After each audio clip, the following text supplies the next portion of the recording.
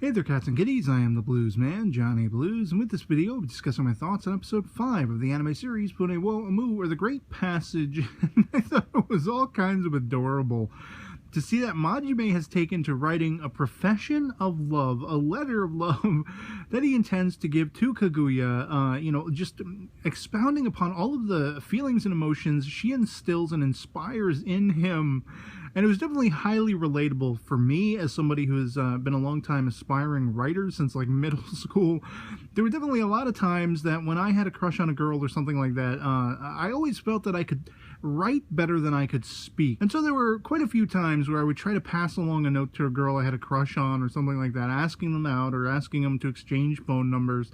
And it worked out far less times than I care to, reminisce about. But I think it's absolutely hilarious and adorable that the lengths to which he has gone being so literary minded, he's kind of breaking convention with how he's putting this thing together. And he goes to Nishioka looking for assistance, guidance, input as to how he can maybe refine it or write it better. And I really was starting to fear that this was going to become a Cyrano de Bergerac kind of thing where, effectively he's like, hey, Nishioka, can you hand the letter over to her? And then she'll think Nishioka has an interest, but he's got his own girlfriend at home and everything, who I thought it was really interesting. I mean, this whole episode really is surrounding Nishioka's plight, in that everything he's done to try to, get the word out for the Great Passage, that, they're really working hard, they're getting writers involved and everything like that for the manuscripting and whatever like that. It's somewhat backfired and somewhat succeeded at the same time, as I was touching upon in my last episode discussion video. But where it has really kind of backfired is, like, everyone knows he's working hard and everything like that. He's going around trying to get people involved, and the rumor mill is still suggesting the Great Passage might not be long for the wind. It might end up getting canceled at some point. And, one of the management comes in and says, well, look, I kind of like how you've been hoofing it around town, and you've been, staking the claim that this is going to be a good thing, and I don't know if it's going to be, but you know what? You're going to move because of your big mouth, because of what you're able to do, your salesman-like tactics. We're going to move you to the PR department. And it comes kind of full circle interpersonally for Nishioka, because there is where his girlfriend works. They're kind of keeping it on the down low that they're even dating or seeing each other, whatever it is. I still don't know if they're actually like just boyfriend girlfriend dating. They do seem to live together, so are they married? I don't exactly know, but I absolutely love how concerned for his well-being she is. As soon as she is questioned by this manager, what kind of person is he? What kind of work ethic does he have? Do you know him? And she's kind of playing it down because, they only kind of brushed each other in college, maybe, kind of, sort of. She doesn't want to reveal how, closely connected they are. As soon as that happens, she calls him and she wants to feel out how he's doing. She knows how much working on the Great Passage now means to Nishioka. I love how, as someone pointed out in the comments on my last episode discussion video, you didn't need any overt dialogue to suggest the close connectivity between them, the relationship they had. A lot of that was just perceptible through their movements and the way they interacted with each other. They didn't have to profess their love for each other or, have all this melodramatic dialogue to really spell out they love each other, they care about each other, especially her for him and his well-being. She was impressed with the fact that, as I touched upon again in my previous episode discussion video, she was impressed with the fact that he isn't complaining about work as of late. He's enjoying it. He's really having a fun time with it. And that's really down to what Majime has brought to the table. He admires Majime. He wants to, aspire toward being like Majime. And that's one of the strongest points of this anime. The characterization, the interpersonal relationships. I just love it. I love how they interact with each other. I love how you can have people who are cut from similar cloth but can be so different at the same time. And they can come together where they are similar. They can come together where their differences, propel each other rather than make each other feel down on themselves or something like that. Majime is a perfect case in point in the fact that he sees how outspoken Nishioka is. He sees how outgoing he is, and how he's got that salesman tactic. He can walk into a room and own it and get everyone's attention, and spell, nothing but superlatives about a given topic, whatever it is. And this is something Majime wishes he could do. He's the exact opposite, in a sense, in that he's just, socially inept. He doesn't know how to interact. He's never been through that experience enough to really hone it and understand it and gauge it. And, that's why he writes a 15-page letter, profession of love to Kaguya.